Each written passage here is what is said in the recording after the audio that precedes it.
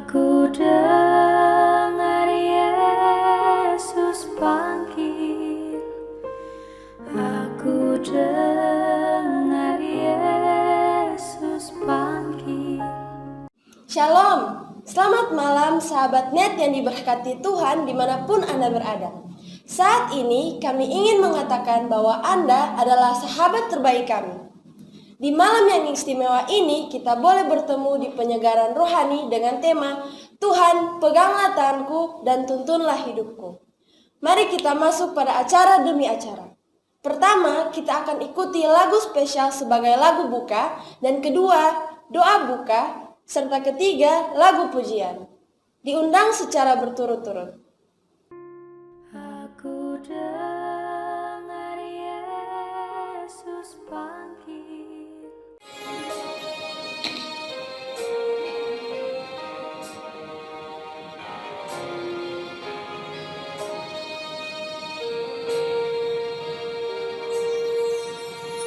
Seperti wanita mengurapimu, menangis di bawah kakimu.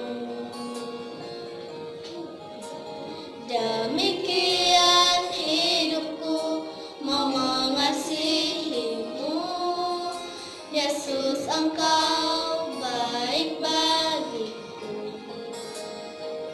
Sampai akhir ku menutup mata, ku tetap setia menanti janjimu. Sampai ku dapatkan mahkota kehidupanku, ku tetap setia untuk melayanimu.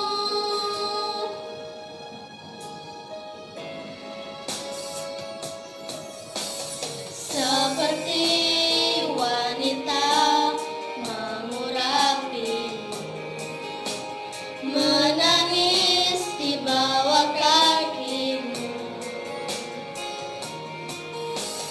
Demikian hidupku mau mengasihimu, Yesus Engkau baik bagiku. Sampai akhir ku menutup mata, ku tetap setia menanti janjimu. Sampai ku dapatkan mahkota kehidupanku, ku tetap setia untuk melayanimu. Sampai akhir ku menutup mata, ku tetap setia menanti janjimu. Sampai ku dapatkan mahkota kehidupanku, ku tetap setia untuk melayanimu. Ku tetap setia untuk melayanimu.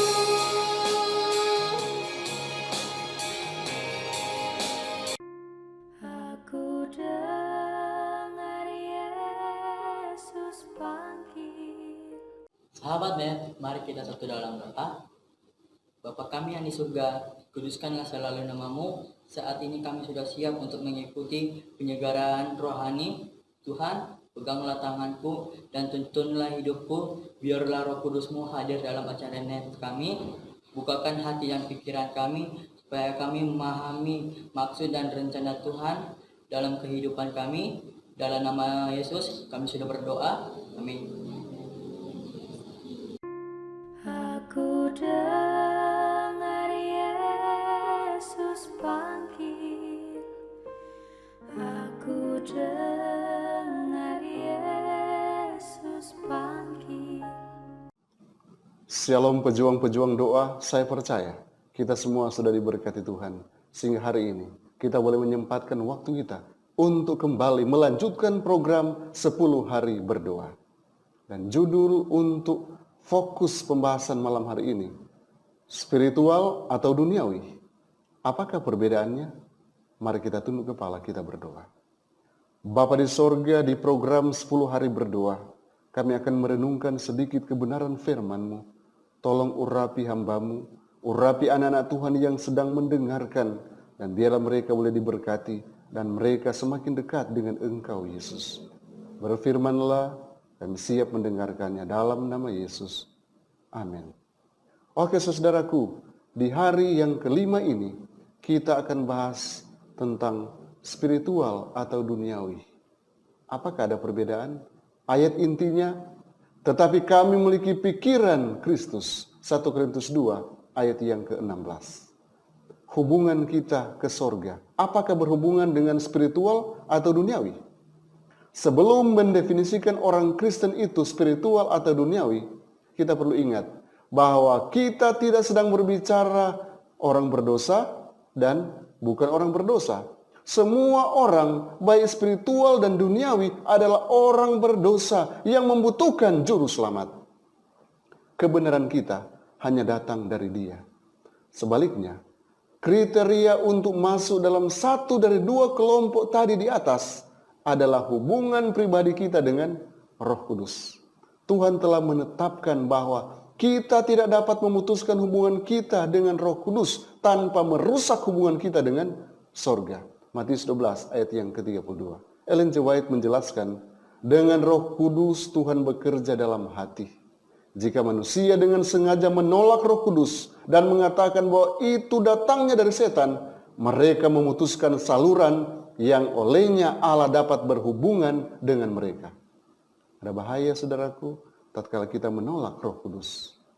Jika akhirnya roh itu ditolak, tidak ada lagi yang dapat diperbuat oleh Allah untuk jiwa yang demikian. Kerinduan segala zaman, jilid 1, halaman 344. Dan perlu diulang, satu-satunya orang yang harus saya evaluasi sebagai spiritual atau duniawi adalah diri saya sendiri. Allah, Dia dapat bekerja di hati orang lain dan tidak membutuhkan saya untuk menempelkan label pada sesama anggota gereja.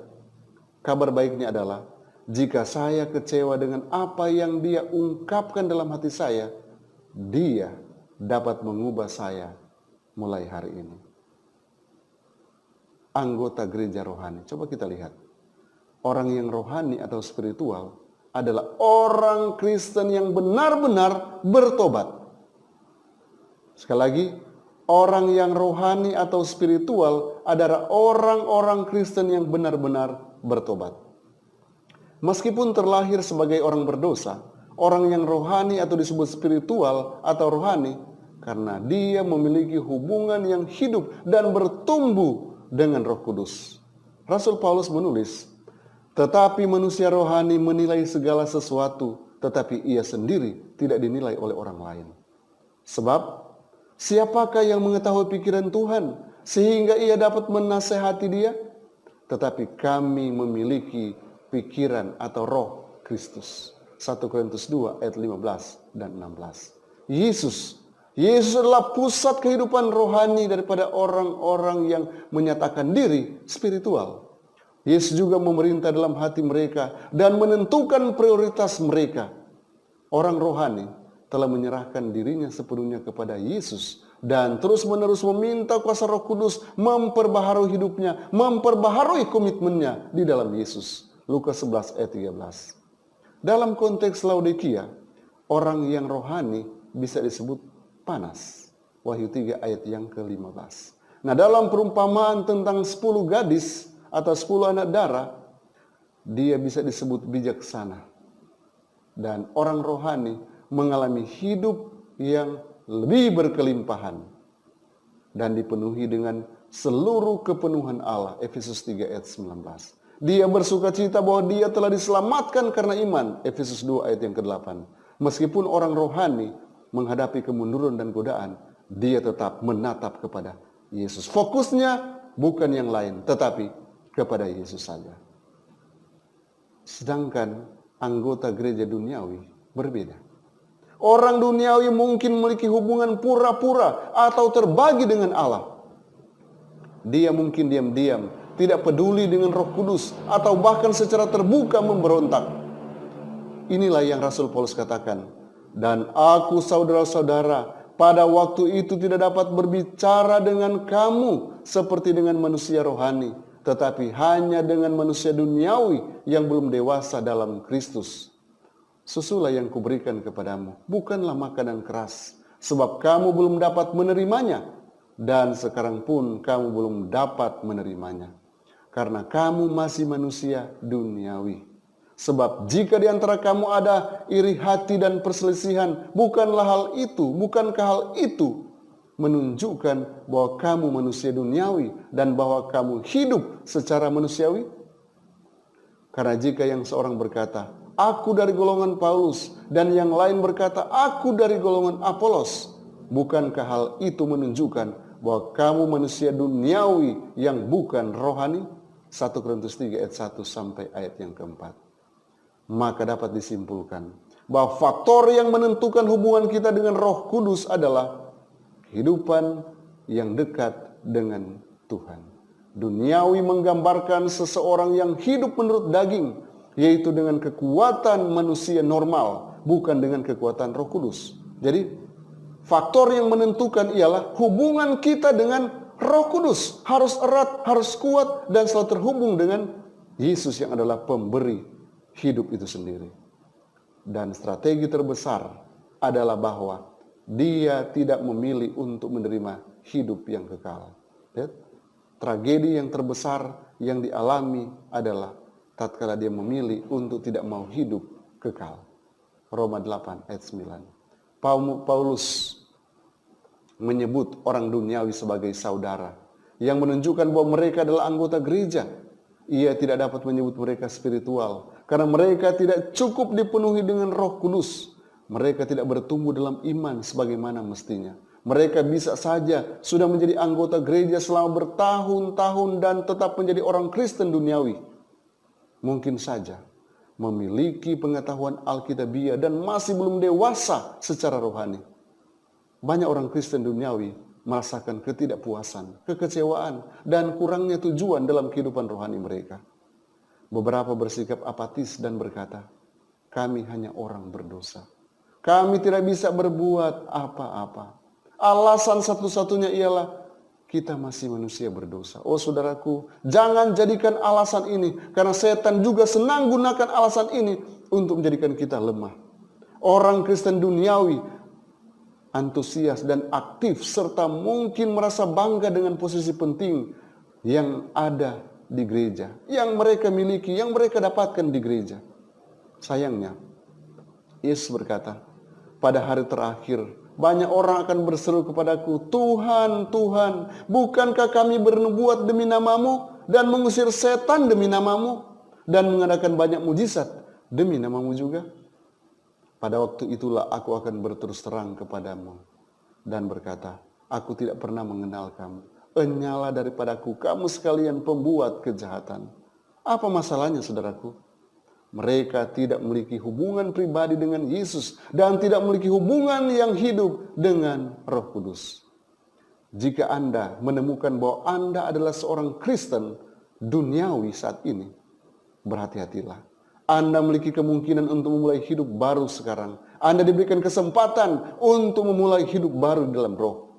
Banyak orang Kristen duniawi berada dalam kondisi ini tanpa mereka sadari. Dan Anda mungkin sudah berdoa untuk pengalaman iman yang lebih dalam. Yesus menginginkan agar sukacitamu penuh. Yohanes 15 ayat 11. Dan dia mengundang Anda untuk beristirahat dalam pengharapan yang kokoh akan kehidupan kekal. Oh saudaraku, panggilan untuk kita malam hari ini. Mari kita tetap terkoneksi dengan sorga, dengan Allah kita. Bahkan kita sadar bahwa Roh Kudus ada di sisi kita. Saat ini kita akan berdoa melalui firman. 1 Korintus 3 ayat 1 sampai 13. Kita masih duniawi, tapi masih ada harapan. Dan aku saudara-saudara, pada waktu itu tidak dapat berbicara dengan kamu seperti dengan manusia spiritual, tetapi hanya dengan manusia duniawi yang belum dewasa dalam Kristus. Susulah yang kuberikan kepadamu, bukanlah makanan keras, sebab kamu belum dapat menerimanya. Dan sekarang pun kamu belum dapat menerimanya, karena kamu masih manusia duniawi. Sebab jika di antara kamu ada iri hati dan perselisihan, bukankah hal itu menunjukkan bahwa kamu manusia duniawi dan bahwa kamu hidup secara manusiawi? Doa kita hari ini, ya Tuhan, terima kasih telah masukkan kata masih. Masih artinya masih diberikan kesempatan. Karena ini mengingatkan kami bahwa kami tidak harus tetap berada dalam situasi ini sebagai manusia duniawi. Kami ingin Allah boleh mengubah kami hari ini. Engkau rubah kami hari ini. Terima kasih atas kesembuhan dari iri hati. Terima kasih atas kesembuhan dari perselisihan. Terima kasih atas kesembuhan dari perpecahan saat mana kami hidup di dalam Roh Kudus. Apakah kita bertanya dengan motif duniawi? Berdoa lewat firman ayat yang berikut ialah Yakobus 4 ayat 2 dan 3. Kamu tidak memperoleh apa-apa karena kamu tidak berdoa, atau kamu berdoa juga tetapi kamu tidak menerima apa-apa karena kamu salah berdoa. Sebab yang kamu minta itu hendak kamu habiskan untuk memuaskan hawa nafsu. Kita boleh berdoa seperti ini. Bapa, kami hidup dalam kemiskinan rohani karena kami tidak meminta atau kami meminta dengan motif manusia yang egois. Tolong ubah doa kami dan bimbing kami kepada Roh Kudus. Saat ini saudaraku, mari kita berdoa. Kita gumuli semua yang menjadi pergumulan kita secara pribadi, keluarga, ataupun jemaat, atau kita bergumul untuk orang-orang dekat dengan kita. Mari kita tunduk kepala, kita berdoa. Kasih karuniamu, damai sejahteramu melimpah atas kami. Karena itulah Tuhan kami naikkan syukur, kami naikkan pujian oleh karena Engkau yang layak dipuji dan dimuliakan. Hanya Engkaulah yang kami puji Tuhan, karena besar kuasa yang dinyatakan kepada kami. Saat ini kami juga datang merendahkan diri kami, memohon ampun atas segala dosa dan kesalahan kami. Layakkan kami ada di hadapan Tuhan. Layakkan kami ada di hadapan hadirat-Mu, memanggil Engkau. Ampuni setiap pelanggaran dan dosa yang kami lakukan. Malam ini kami berdoa terus untuk gereja lokal, di mana kami melayani, di mana kami beribadah. Engkau tetap berkati para pemimpin gerejanya, agar boleh menciptakan cara-cara yang baru di dalam peribadatan di tengah-tengah pandemi COVID-19. Kami memiliki banyak kreasi baru, penuh dengan inovatif, oleh karena Tuhan menyertai dan memberkati kami.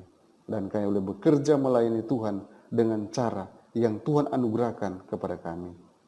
Bapa, berkati kami saat kami menjangkau orang-orang yang diperbudak oleh penyembahan roh, penyembahan berhala, dan kepercayaan animisme.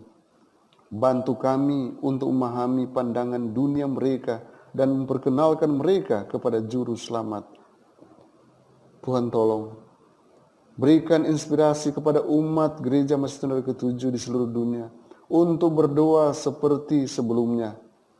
Mari kita bersama-sama mohon hujan akhir dan hujan Roh Kudus seperti yang dijanjikan oleh Yoel pasal 2, Hosea pasal 6, dan Kisah pasal 2. Kami juga berdoa untuk 541 kelompok orang di 18 negara di divisi Afrika Selatan, Samudra Hindia.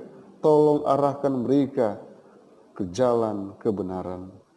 Tunjukkan kepada kami bagaimana memenuhi kebutuhan praktis dan spiritual para pengungsi. Semoga gereja kita dikenal karena kasih kita kepada semua orang yang peduli, yang membutuhkan jamahan.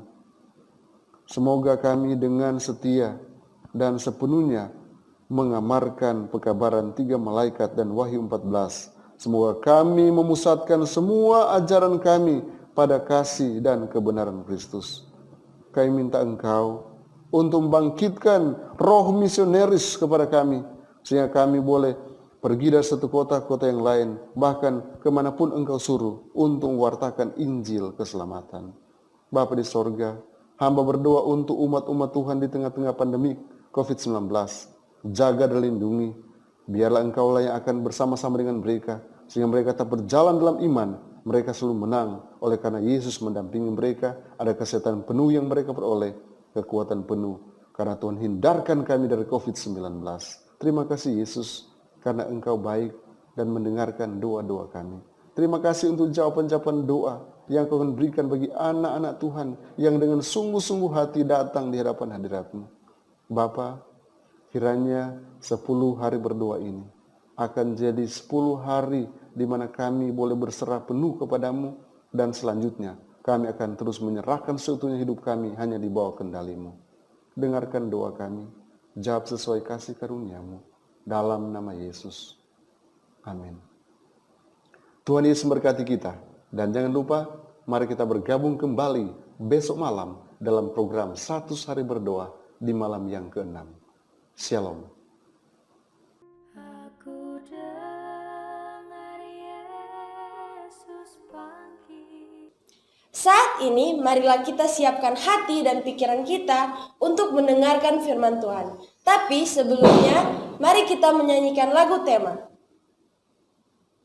Aku dengar Yesus panggil.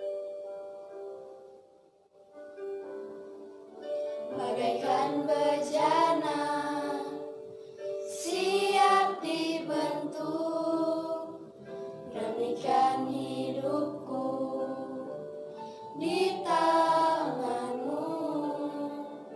Dengan urapan kuasa Roh-Mu, ku dibaharui selalu.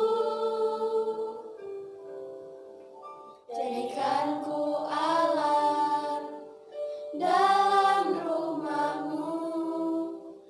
Inilah hidupku di tangan-Mu. Bentuklah seluruh kehendak-Mu. Pakailah sesuai rencana-Mu. Ku mau seperti-Mu, Yesus, disempurnakan selalu dalam senam jalan-Mu, memuliakan nama-Mu. Aku dengar Yesus panggil. Shalom sahabat net yang sedang menyaksikan kebaktian kebangunan rohani pada malam ini. Dimanapun Anda berada, kami mau mengatakan Anda adalah sahabat net terbaik kami. Malam ini kita akan membahas sebuah buku yang menjadi penuntun untuk kita semua. Tapi sebelumnya mari kita berdoa. Bapa kami yang di sorga, pada saat ini kami sangat membutuhkan hikmat dari sorga supaya kami bisa mengerti pembahasan yang akan kami pelajari saat ini. Dalam nama Yesus, amin. Apakah definisi kebahagiaan? Kebahagiaan menurut Purwadarminta adalah kondisi di mana seseorang merasakan pikiran yang penuh damai, bebas dari segala persoalan. Adakah kebahagiaan sejati di dunia ini? Di dalam Wahyu 1 ayat 3 berkata, "Berbahagialah ia yang membacakan dan mereka yang mendengarkan kata-kata nubuat ini dan yang menuruti apa yang ada tertulis di dalamnya, sebab waktunya sudah dekat." Dalam ayat ini mengatakan, mereka yang berbahagia adalah mereka yang membaca dan merenungkan firman Tuhan itu. Dalam 2 Timotius 3 ayat 16 berkata, segala tulisan yang diilhamkan Allah memang bermanfaat untuk mengajar, untuk menyatakan kesalahan, untuk memperbaiki kelakuan, dan untuk mendidik orang dalam kebenaran. Ayat ini menginformasikan kepada kita bahwa Alkitab ini dapat mengajar, artinya menjadi guru bagi setiap orang, bukan hanya anak-anak, tapi kepada semua lapisan masyarakat. Alkitab ini juga dapat menyatakan kesalahan. Itu berarti menjadi hakim bagi mereka yang suka pada keadilan. Alkitab dapat memberi petunjuk bagaimana kita harus memilih keputusan yang bijaksana. Selain itu, Alkitab dapat memperbaiki kesalahan. Ada orang yang tadinya pemakan orang atau kanibal, ketika dia membaca Alkitab, maka dia menjadi ramah dan baik hati. Orang yang tadinya suka berdusta, mencuri, dan menyukai kejahatan, ketika membaca dan merenungkan firman Tuhan, dia menjadi orang yang setia dan penyayang. Alkitab juga dapat mendidik orang dalam kebenaran. Alkitab dapat menjadi orang tua dan guru bagi kita semua. Saudaraku, bagaimanakah bentuk dunia ini? Apakah bulat atau datar? Dalam Yesaya 40 ayat 22 berkata, Dia yang bertata di atas bulatan bumi. Ayat ini dituliskan 2000 tahun sebelum Columbus menemukan benua Amerika. Alkitab berisi ilmu kesehatan, pengalaman Dr. Norman Cousins. Norman didiagnosa dengan penyakit peradangan jaringan akut yang berat. Memakai banyak obat kurangi nyeri, dan hal ini menimbulkan efek samping yang parah. Kemudian ia mengatur untuk melihat film komedi secara teratur. Ia menemukan setiap 10 menit tertawa terbahak-bahak, memberikannya 2 jam tidur tanpa perasaan nyeri.